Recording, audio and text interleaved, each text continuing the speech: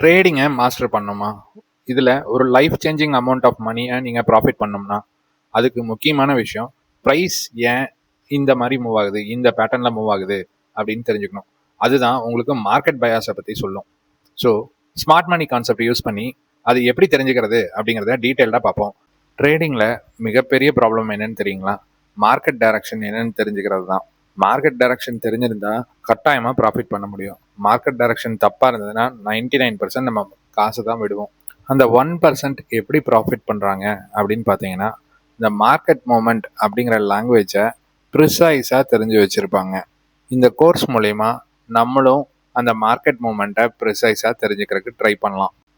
Price எப்போவுமே ஒரு பேட்டர்ன்ஸில் தான் மூவ் ஆகும். இந்த பேட்டர்ன்ஸ் எதனால அப்படின்னு பார்த்தீங்கன்னா, ஒரு ஹியூமன் பிஹேவியர்னால தான் இந்த பேட்டர்ன்ஸ் ஃபார்ம் ஆகுது. So it is an indirect language அப்படின்னு கூட சொல்லலாம். மார்க்கெட் மூமெண்ட்டை நம்ம ப்ரைஸ் ஆக்ஷன்னு சொல்லுவோம். இந்த ப்ரைஸ் ஆக்ஷன் தான் நம்மளுக்கு ஒரு லாங்குவேஜ் மாதிரி மார்க்கெட்டு எப்படி போகுது அப்படிங்கிறத நம்மக்கிட்ட கம்யூனிகேட் பண்ணுது. இப்போ என்ன சொல்ல வரோம் அப்படின்னா, மார்க்கெட் மூமெண்ட்டும் பேட்டர்ன்ஸும் ஒரு லாங்குவேஜ் மாதிரி. இதுதான் மார்க்கெட் நம்ம கூட கம்யூனிகேட் பண்ணுற டூல். இதை நம்ம தெரிஞ்சுக்கிறது தான் முக்கியமான விஷயம்.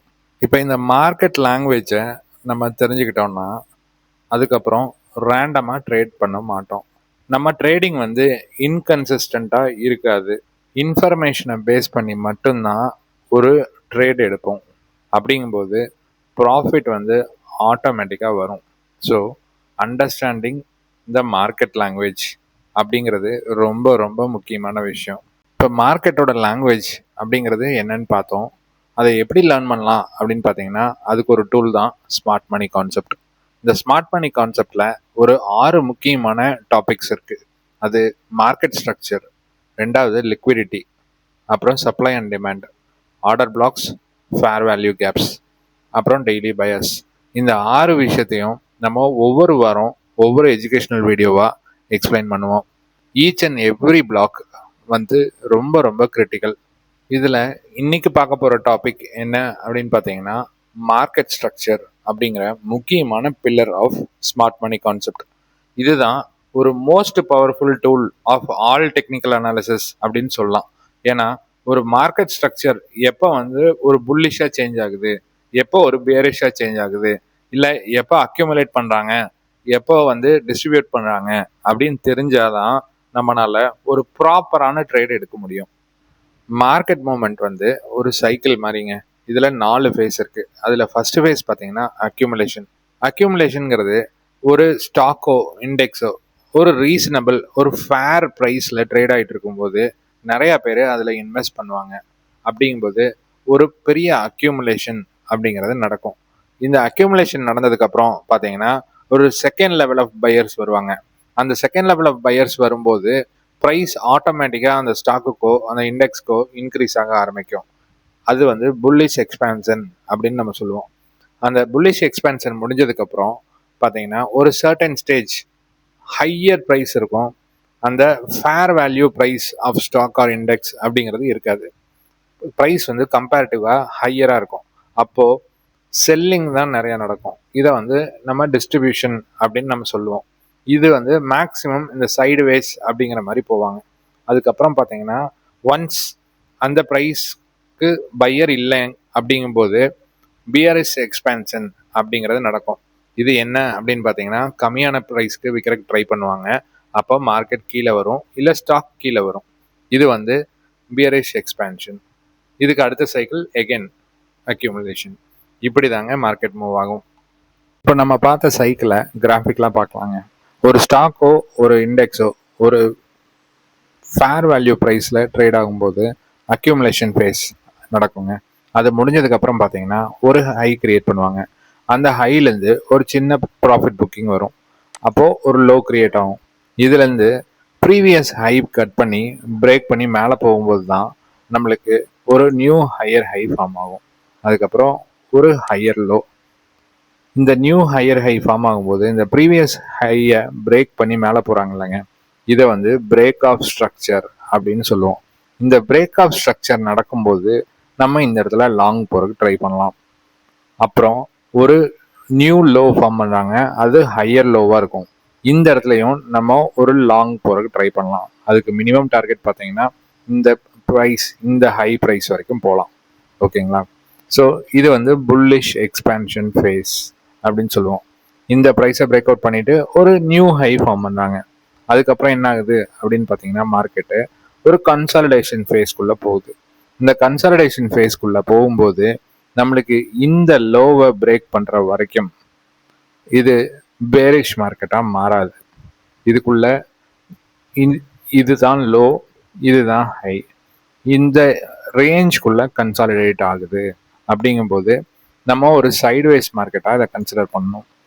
அப்போது இந்த லோவை கட் பண்ணும்போது நம்மளுக்கு பேரிஷ் ட்ரெண்ட் ஸ்டார்ட் ஆகும்.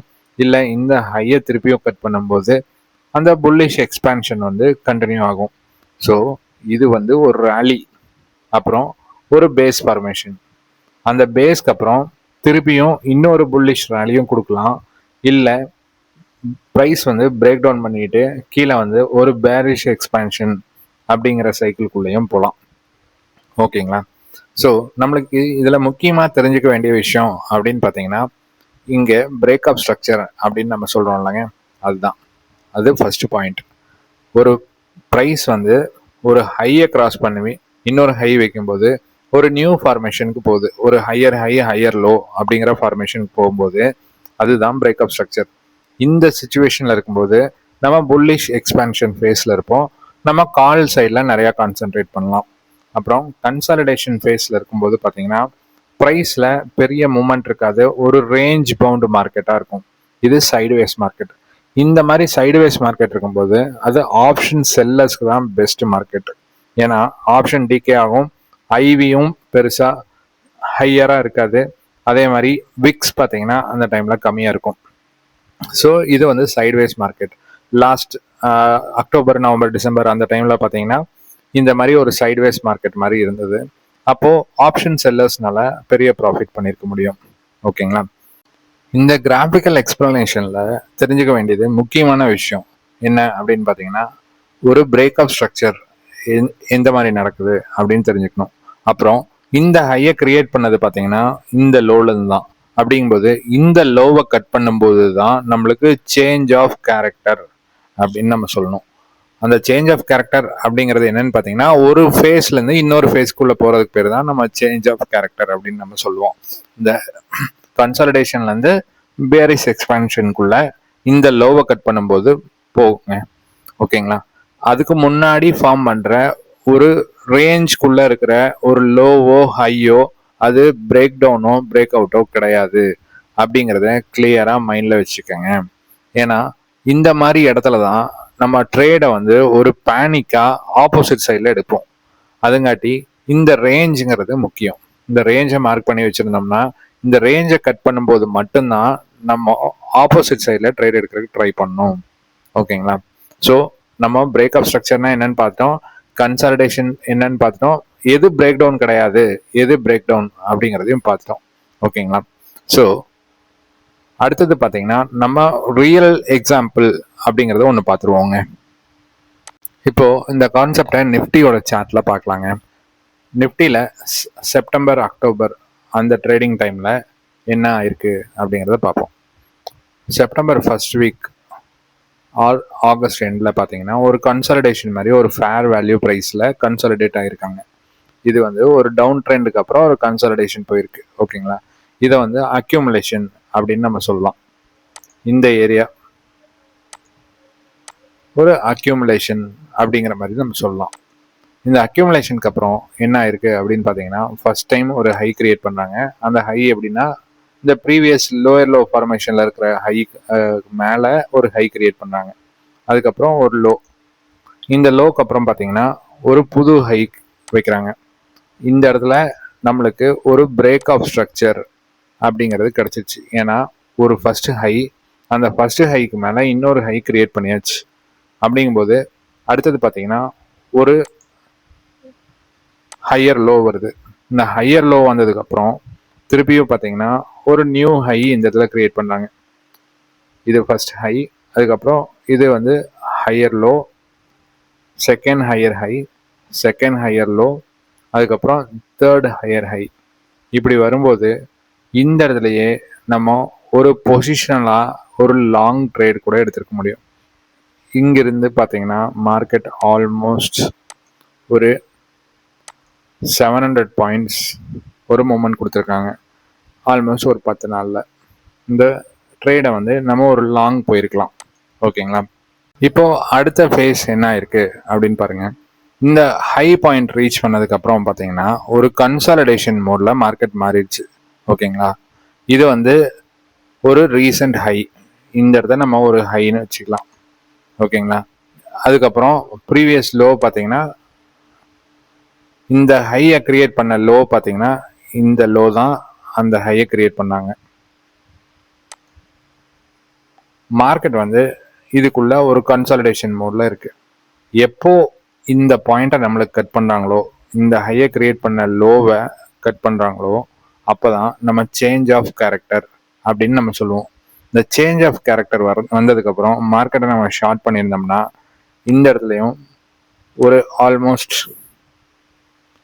ஒரு 500 பாயிண்ட்ஸ் நம்ம டார்கெட் பண்ணியிருக்கலாம். அது எது வரைக்கும் மினிமம் அப்படின்னு பார்த்தீங்கன்னா அந்த ப்ரீவியஸ் பிரேக்அப் ஸ்ட்ரக்சர் இருக்கு இல்லைங்க, அது வரைக்கும் அது அந்த இண்டெக்ஸோ ஸ்டாக்கோ அந்த ப்ரைஸ் வரைக்கும் ஒரு ரீட்ரேஸ்மெண்ட் கிடைக்கிறதுக்கு நிறைய சான்சஸ் இருக்குங்க.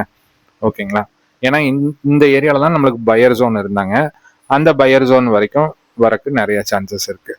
ஸோ கண்டிஷன் பார்த்தீங்கன்னா இந்த ப்ரீவியஸ் ஹையை கட் பண்ண மேலே போனாங்கன்னா நம்ம ஒரு திருப்பியும் ஒரு லாங் சைடு போகலாம். இல்லை அப்படிங்கும்போது இந்த low which is responsible for making this high, இந்த லோவை கட் பண்ணும்போது மட்டும்தான் நம்ம ஷார்ட் பற்றி யோசிக்கிறோங்க. இதெல்லாம் வந்து பொசிஷனல் ட்ரேடுக்கு. ஓகேங்களா? இதுதான் ஒரு லாங் டேர்ம் மார்க்கெட் பயாஸை எப்படி நம்ம சூஸ் பண்ணணும் அப்படிங்கிறத மார்க்கெட் ஸ்ட்ரக்சர் மூலியமா கண்டுபிடிக்கிறதுக்குங்க. ஓகேங்களா? ஜென்ரலாக ஒரு டே இன்ட்ராடேல பார்க்காம ஒரு ஓவர் வியூவில் மார்க்கெட் வந்து பேரிஷ் மோடில் இருக்கா இல்லை புல்லிஷ் மோடில் இருக்கா அப்படிங்கிறத தெரிஞ்சுக்கிறது இப்படி தாங்க. ஸோ இந்த வாரம் மார்க்கெட் ஸ்ட்ரக்சர் பற்றி பார்த்துட்டோங்க. இப்போ நீங்கள் போய் என்ன பண்ணணும் அப்படின்னு பார்த்தீங்கன்னா இண்டெக்ஸ் எடுத்து வச்சு இந்த மாதிரி பிரேக்அப் ஸ்ட்ரக்சர் அப்புறம் சேஞ்ச் ஆஃப் கேரக்டரை மார்க் பண்ணி ப்ராக்டிஸ் பண்ணுங்க. அது உங்களுக்கு ஹெல்ப்ஃபுல்லாக இருக்கும். நெக்ஸ்ட் வீக் நம்ம லிக்விடிட்டி பற்றி பார்க்கலாங்க. இன்னைக்கு பார்த்த இன்ஃபர்மேஷன் உங்களுக்கு யூஸ்ஃபுல்லாக இருக்கும்னு நினைக்கிறேன். பிடிச்சதுன்னா ஒரு லைக் பண்ணுங்கள், ஷேர் பண்ணுங்கள், கமெண்ட் பண்ணுங்கள். தேங்க்யூ.